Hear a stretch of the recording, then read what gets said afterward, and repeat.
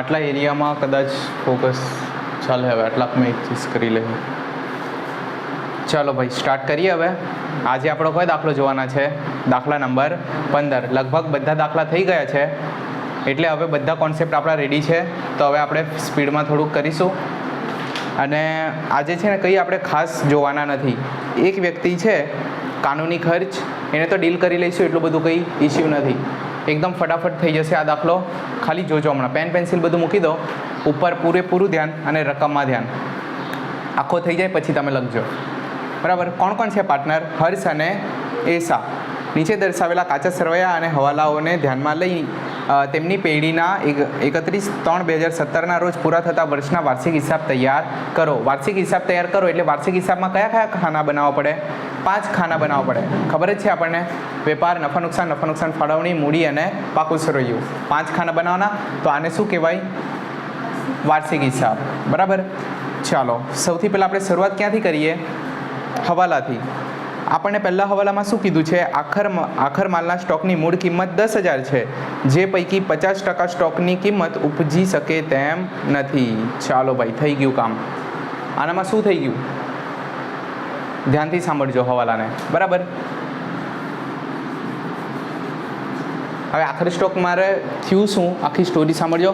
આખર સ્ટોકની મૂળ કિંમત કેટલાની છે?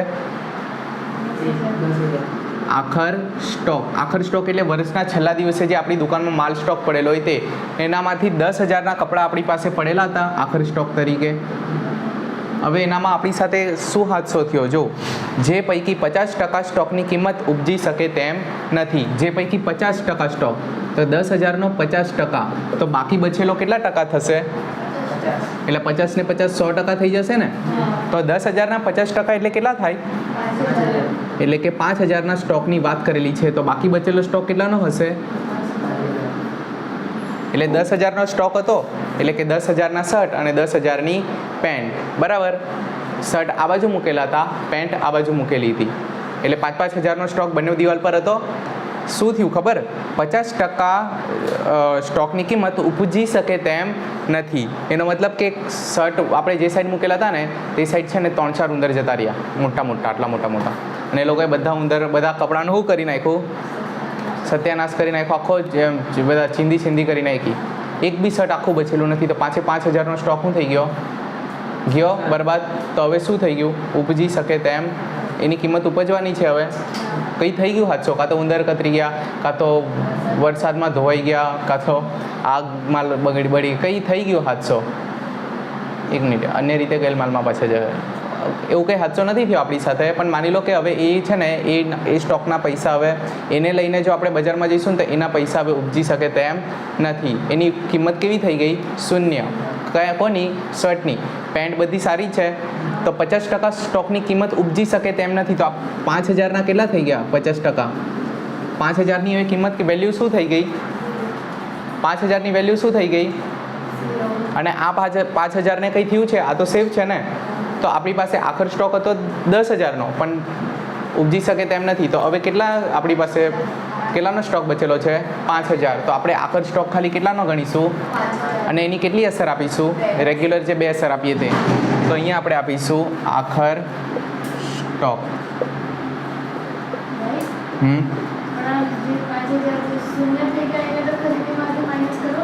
ના, ઉપજી શકે તેમ નથી. હવે રીઝન આપણને ખબર નથી કે અન્ય રીતે ગયેલ માલ જ છે કે બસ ઉપજી શકે તેમ નથી. તો આખર સ્ટોક 5,000. આનામાં ખ્યાલ આવ્યો? આખર સ્ટોક. બરાબર. ચાલો હવે પાછા આવો. હવાલા નંબર 1ને ટીક કરી દીધો. હવાલા નંબર 2 પર આવો. મકાન ખરીદીના કાનૂની ખર્ચા 4,000 કાનૂની ખર્ચમાં સમાયેલ છે. હવે આ હવાલાને છે ને તમે બિલકુલ હમણાં ધ્યાન નહીં આપો. પહેલાં મારી સ્ટોરી પર સમજો. મારી સ્ટોરી એકવાર સાંભળી લો. આપણે છે ને મકાન ખરીદ્યું 1 લાખનું, પ્લસ 1 લાખનું થોડું વધારે 10 લાખનું. કેટલાનું? 10 લાખનું મકાન ખરીદ્યું. એનામાં મારો દસ્તાવેજ ખર્ચ કરવો પડે. તો મેં સ્ટેમ્પ ડ્યુટી, દસ્તાવેજ બધું કરાવ્યું. તો 1 લાખનો એ ખર્ચો થઈ ગયો મારો. બરાબર. ટોટલ મને કેટલામાં પડ્યું મકાન?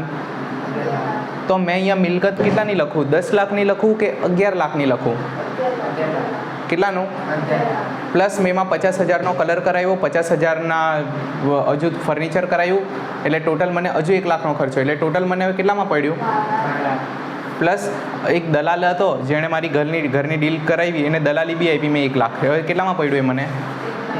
તો હવે મને કેવું મેં મારી મિલકત છે ને મકાન એ પાકા સરવાળામાં 10 લાખની બતાવવા કે 13 લાખની બતાવવા?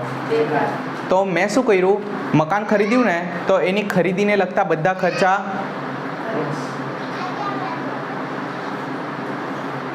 મકાન ખરીદ્યું મેં એને લગતા નાના બધા જેટલા બી એને લાગતા વળગતા જેટલા પણ ખર્ચા એ કોની કિંમતમાં જ એડ કરી દેવાના? મકાનની જ કિંમતમાં, મિલકતની જ કિંમતમાં એડ કરી દેવાના. બરાબર. હવે મને કેવું, નફા નુકસાન ખાતામાં આપણે કયો ખર્ચ લખીએ? જે આપણી કામગીરી જે ચાલતી હોય ને ડે ટુ ડે એક્ટિવિટી, જેનો આપણે ધંધો કરતા હોય રોજબરોજની, ધંધાને લગતા બધા ખર્ચા આપણે અહીંયા લખીએ. તો મને કેવું, હવે આ મિલકત ખરીદ્યું તે ખર્ચો આપણે અહીંયા લખીશું કે મકાનમાં જઈને એડ કરીશું? મકાનમાં જઈને એડ કરીશું. તો એને અલગથી ખર્ચો બતાવવાની જરૂર છે? ભાઈ દુકાનનો ખર્ચો નથી સ્પેશિયલ, આ કંઈ તું રોજબરોજના રેગ્યુલર ખર્ચા છે. બરાબર. એ વિશિષ્ટ એટલે મકાનનો ખર્ચો મકાનમાં જ એડ કરીને ત્યાં બતાવવાનો, અહીંયા નફા નુકસાન ખાતામાં નહીં લાવવાનો. પણ હવાલામાં આ લોકોએ શું કરી દીધું ખબર? મકાન ખરીદીના કાનૂની ખર્ચા, એટલે મકાન ખરીદ્યું ને આપણે તો ખબર કાનૂની ખર્ચા થાય, સ્ટેમ્પ ડ્યુટી ને એવું. તો 4000નો ખર્ચો ક્યાં બતાવી દીધો? કાનૂની ખર્ચમાં સમાયેલ છે. કાનૂની ખર્ચ બતાવી દીધો. એ કાનૂની ખર્ચ છે કે એ મકાનનો જ ખર્ચ છે? મકાનનો ખર્ચ છે ને, તો મકાનમાં 4000 એડ કરવા જોઈતા હતા જે કર્યા છે એ લોકોએ. તો હવે આપણે મકાનમાં શું કરી દઈશું? પ્લસ, અને કાનૂની ખર્ચા માઇનસ. ખ્યાલ આવ્યો? ચાલો પહેલાં તો છે ને કાનૂની ખર્ચાને શોધીને લાવો. મકાનની નીચે જ છે કાનૂની ખર્ચ 6500. તો અહીંયા મેં લખું છું કાનૂની ખર્ચ 6500 માઇનસ મકાનનો કાનૂની ખર્ચ કેટલાનો? 4000નો. તો બહાર કેટલા નીકળશે? 2500. ખ્યાલ આવ્યો? અને મકાનમાં શું કરી દઈએ 4000 ને પ્લસ? તો મકાન કેટલાનું છે? મકાન છે આપણું 46000નું અને પ્લસ કાનૂની ખર્ચ 4000 એટલે ટોટલ કેટલાનું થઈ ગયું? 50000નું. આ બી ક્લિયર? ચાલો બસ મેં કહેતો હતો ને એક જ મેમ્બર નવો છે, બાકી બધું સેમ છે. તો આને બી ટીક કરી દો બીજા હવાલાને. હવે આપણે કયો હવાલો કરીશું? હવાલા નંબર 3. દેવાદારો પર 5% ઘાલખાદ અનામતની જોગવાઈ કરો. દેવાદારોમાંથી ઘાલખાદ અનામત શું થાય? માઇનસ. તો દેવાદારોને પકડીને લાવો. અચ્છા, એ લોકોએ સ્પેશિયલ નામ નથી કીધા દેવાદાર અને લેણદાર, એ લોકોએ ગૂંચવીને શું નામ આપ્યું? દેવું અને લેણું. તો બંનેમાંથી દેવું કોણ છે ને લેણું કોણ છે? દેવાદારને શું કહેવાય? લેણું. અને લેણદારને દેવું. બરાબર. ચાલો તો દેવાદારો કેટલાના છે ઉધાર બાજુ? 31000. માઇનસ આપણે હવાલામાં કીધું કે 5% ઘાલખાદ અનામત, તો માઇનસ 5%. તો 31000ના 31000ના 5% એટલે કેટલા થાય? 1550. તો બાર કેટલા આવશે?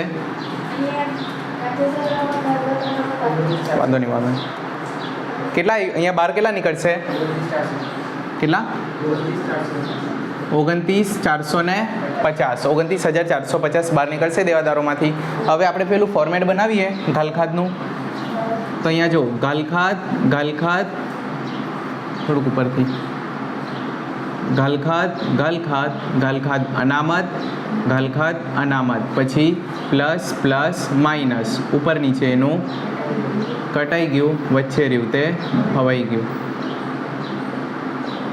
ચાલો આપણે શેની એન્ટ્રી આપી? હવાલાનું ઘાલખાદ અનામત. તો અહીંયા મેં લખું છું હવાલાનું ઘાલખાદ અનામત કેટલું છે? 1550. હવે જો આપણને છે ને ઉપર ઓલરેડી આપેલું જ છે કાચા સરવૈયામાં ઘાલખાદ અને ઘાલખાદ અનામત આપેલું છે કાચા સરવૈયાનું. એમાં ઉધાર બાજુ શું છે અને જમા બાજુ શું છે? અને ઘાલખાદ અનામત કોઈ બી અનામત એટલે ગુલ્લક કઈ બાજુ જાય? જમા બાજુ. બરાબર. તો ઉધાર બાજુ ઘાલખાદ છે ને, તો કાચા સરવૈયાનું ઘાલખાદ કેટલું?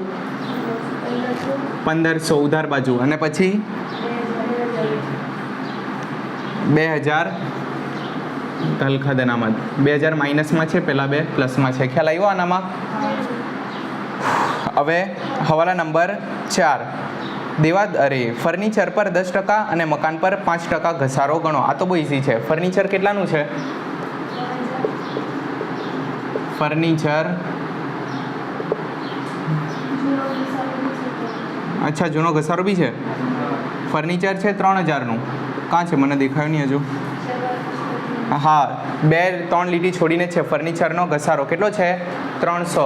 જ્યારે જૂનો ઘસારો બી આપેલો હોય નવો ઘસારો બી ગણવાનો કીધો હોય તો જૂના ઘસારાને પ્લસ તો પ્લસ ઘસારો કેટલાનો 300નો. તો હવે ટોટલ ફર્નિચર કેટલાનું થઈ ગયું 3300 માઇનસ નવો ઘસારો કેટલાનો ભાઈ ફર્નિચર પર તો 10%. તો 3300ના 10% 330.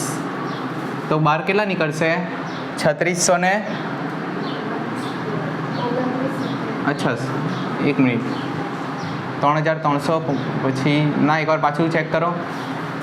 અચ્છા હા 2970 મેં પ્લસ કરતો હતો 2970 ખ્યાલ આવ્યો. હવે આની બીજી એન્ટ્રી ક્યાં જશે નફા નુકસાનમાં. ફર્નિચર પર ઘસારો કેટલાનો છે 330. અને બીજું કોણ છે મકાન. મકાનને બી લઈ લઈએ. મકાન કેટલાનું છે આપણી પાસે મકાન આવ્યું 46000. અચ્છા ઉપર મકાનનું તો થઈ ગયું કે તો મકાન કેટલાનું હતું આપણી પાસે તો અહીંયા તો જગ્યા નથી કંઈ નહીં મેં અહીંયા એડજસ્ટ કરીને લખતો છું. હા ને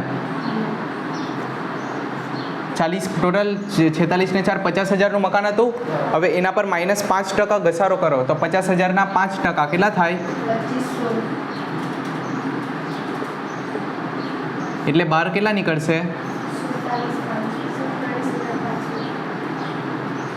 47500.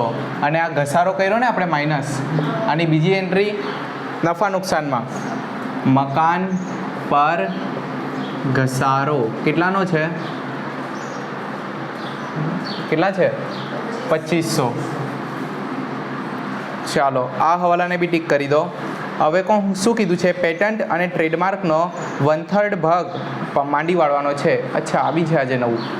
હવે સૌથી પહેલાં તો છે ને આની માટે આપણે સમજવું પડશે કે આ પેટન્ટ અને ટ્રેડમાર્ક હોય શું.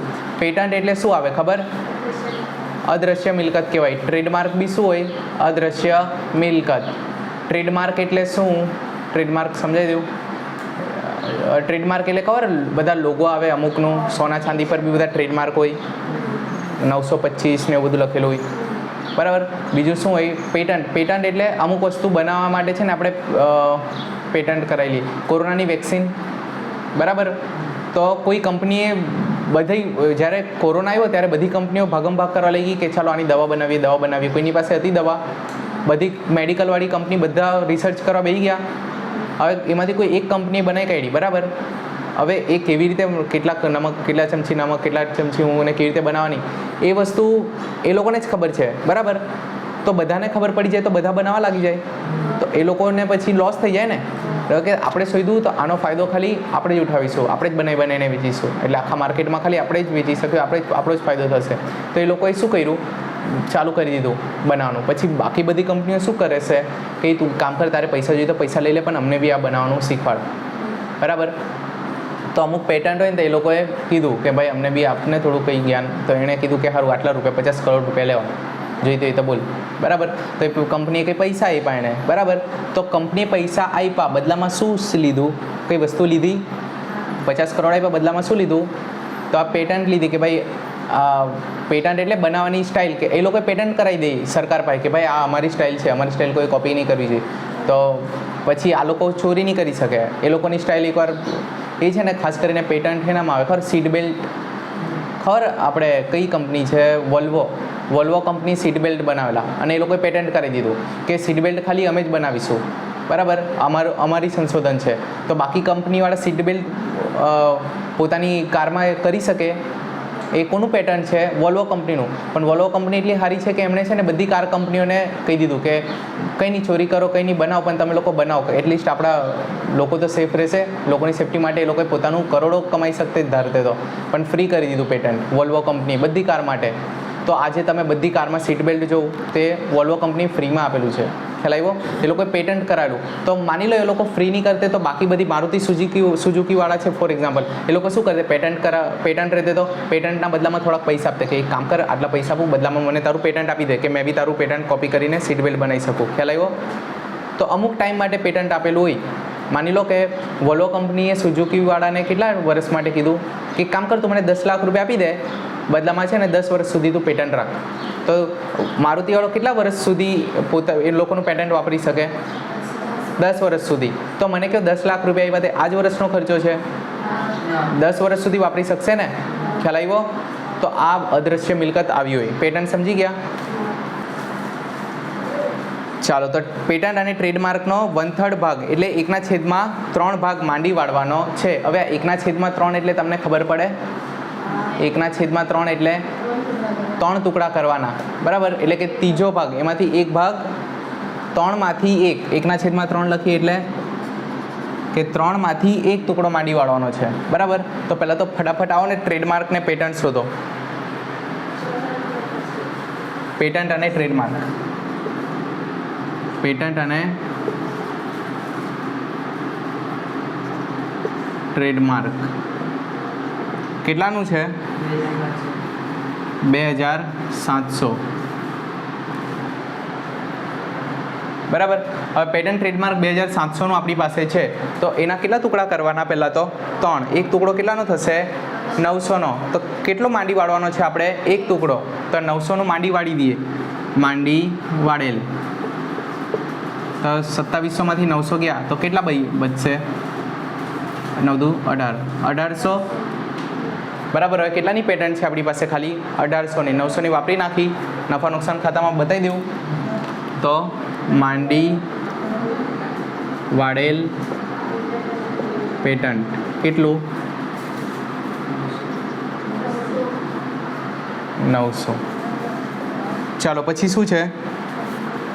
પતી ગયું. હવે ફટાફટ મૂડી અને ઉપાડ સ્ટાર્ટ કરીને કાચું સરયું.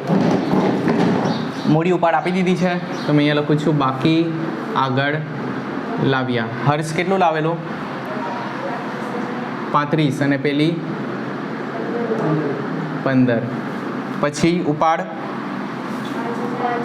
ઉપાડ ખાતે હર્ષે કેટલા રૂપિયાનો ઉપાડ કર્યો? 5000નો અને ઈશાએ 2500નો. પછી શું છે? પાઘડી. પાઘડી એટલે શું હોય? પાઘડી મિલકત કેટલાની છે? 5000ની. પછી શું છે? પેટન્ટ આવી ગયું. લેણું દેવું આવી ગયું. ખાલી લેણું જ આપણે લખ્યું, દેવું બાકી ને. તો અહીંયા લખી દેવું મેં લેણદારો. કેટલાના છે લેણદારો? જમા બાજુ છે 25000.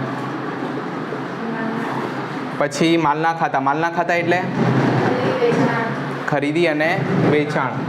તો અહીંયા લખીશું ખરીદી અને અહીંયા લખીશું વેચાણ. ખરીદી કેટલાની છે? 40000 અને વેચાણ 89250. પછી યંત્રો. યંત્રો બી બતાવી દઈએ. યંત્રો કેટલાના છે? 15000. પછી કોણ છે? શરૂઆતનો સ્ટોક 6000નો છે ને? શરૂઆતનો સ્ટોક 6000. પછી ફર્નિચર આવી ગયું. પછી માલ પરતના ખાતા એટલે ખરીદ પરત અને વેચાણ પરત. હવે મને કેવું? ખરીદીની ઉધાર, તો ખરીદ પરતની તો જમા બાજુ કેટલા છે? એટલે -5000 અહીંયાથી અને તો વેચાણમાંથી -7500. પછી મજૂરી. મજૂરી કે કયા ખાતામાં લખાય? તો હું અહીંયા લખું છું મજૂરી કેટલી છે? 4000. પછી સ્ટેશનરી છપામણી આપણી માટે શું કહેવાય? ખર્ચ. તો અહીંયા લખું છું મેં સ્ટેશનરી અને છપામણી કેટલી છે? 1650. પછી મકાન આવી ગયું. કાનૂની ખર્ચ આવી ગયો. રોકડ શિલ્લક. તો રોકડ શિલ્લક બી મિલકત કહેવાય આપણી માટે. રોકડ શિલ્લક કેટલાની છે? 300ની. પછી રેલવે નૂર. રેલવે નૂર ક્યાં આવે? વેપાર ખાતામાં. રેલવે નૂર 600. પછી વિપરી ક્યાં આવશે? વિપરી વીમા પ્રીમિયમ 1150. 50. પછી હુંડીઓ, ભાઈ હુંડીઓનું દેવા બાજુ દેવી હુંડી, જમા બાજુ કેટલા છે 2500 અને લેણા બાજુ લેણી હુંડી 4000. પછી શું છે ટપાલ ખર્ચ, કયા ખાતામાં? તો અહીંયા લખીશું ટપાલ ખર્ચ કેટલો છે 2000. પછી ગાલખાદ અને ગાલખાદાનામાં તો આવી ગયું વટાવ. ચાલો ભાઈ ઉધાર બાજુ બી છે વટાવ અને જમા બાજુ બી છે વટાવ. તો ઉધાર બાજુનો વટાવ કેટલો છે 750 અને જમા બાજુનો 1500. ક્લિયર? પછી શું છે હાથ પર સ્ટેમ્પ અને ગાલખાદ પરત. અચ્છા પહેલી વાર આવ્યું ગાલખાદ, હાથ પર સ્ટેમ્પ અને ગાલખાદ પરત. એટલે તો ગાલખાદ પરતને સમજો. ગાલખાદ એટલે પૈસા ડૂબી ગયા, બરાબર, અને પૈસા ડૂબી જાય, બરાબર, તો આપણી માટે ખર્ચો થઈ જતો, તો આપણે અહીંયા ગાલખાદ લખી દેતા ઉધાર બાજુ.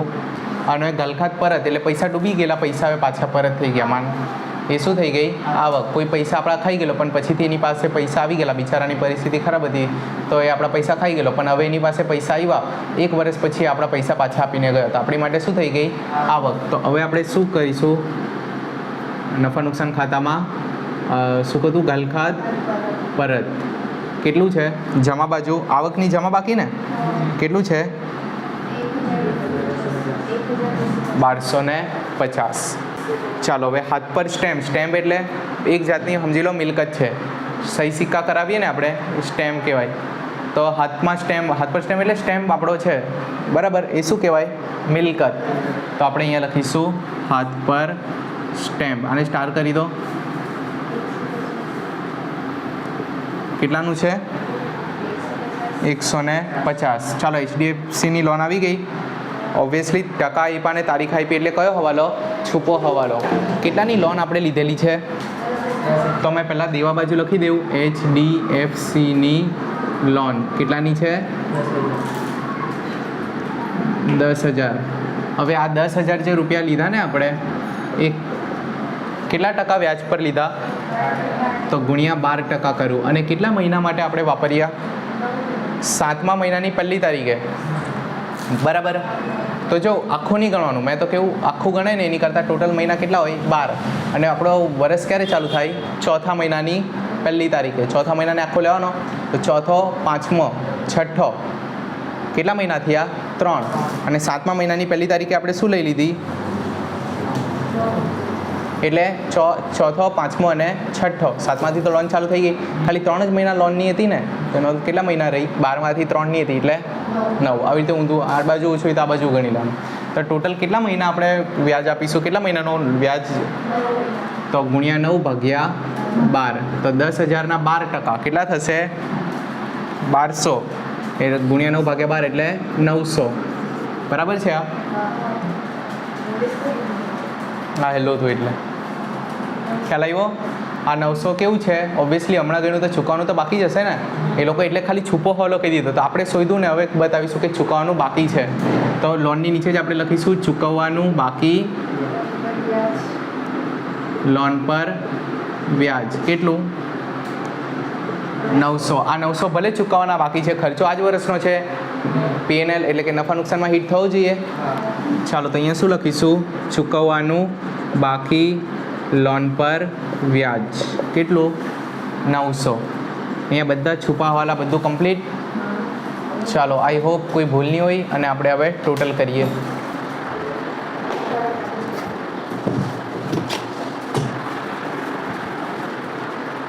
અલગ કલરની પેન પકડી.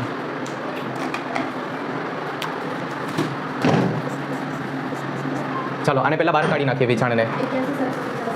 89,250 માઇનસ 7,500 એટલે અહીંયા આવશે 81,750 અને માઇનસ પ્લસ કરીશું 5,000 એટલે અહીંયા આવશે 86,750. અહીંયા બી આવશે 86,750 માઇનસ પહેલાં આને બી બહાર કાઢીએ આપણે.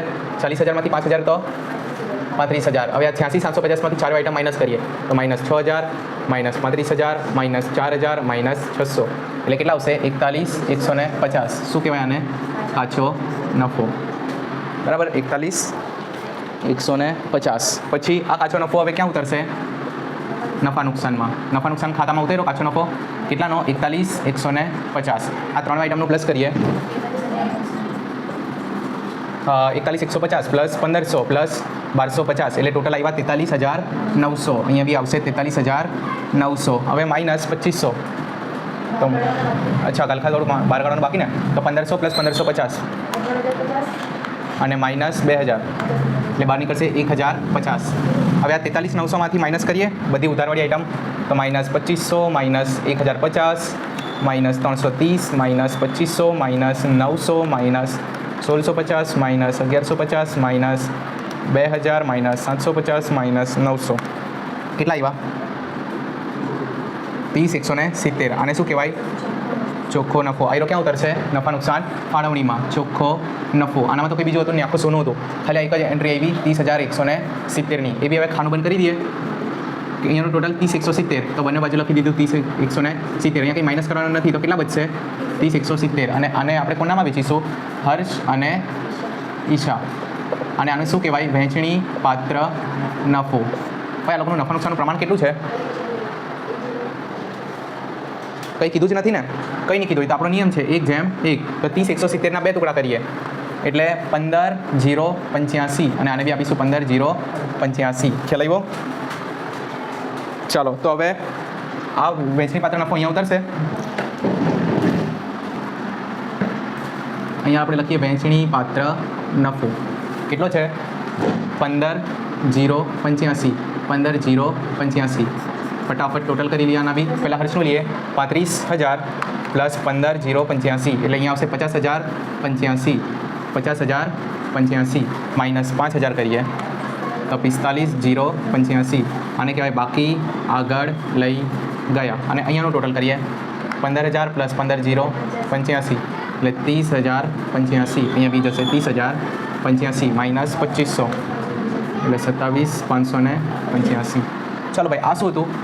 બાકી છેલ્લા દિવસની મૂડીની. આ ક્યાં ઉતરશે? પાકા સરવાયામાં જમા બાજુ. તો અહીંયા લખીશું મૂડી ખાતા. હર્ષ અને ઈશા. હર્ષની કેટલી છે? 45,085 અને ઈશાની 27,585. ટોટલ કેટલું થશે એ બંનેનું? 72,670. અને પ્લસ નીચેની આઈટમ બી કરીએ આપણે તો પ્લસ 25,000 પ્લસ 2,500 પ્લસ 10,000 અને પ્લસ 900. એ ટોટલ કેટલા આવશે? 1,11,070. અહીંયાનું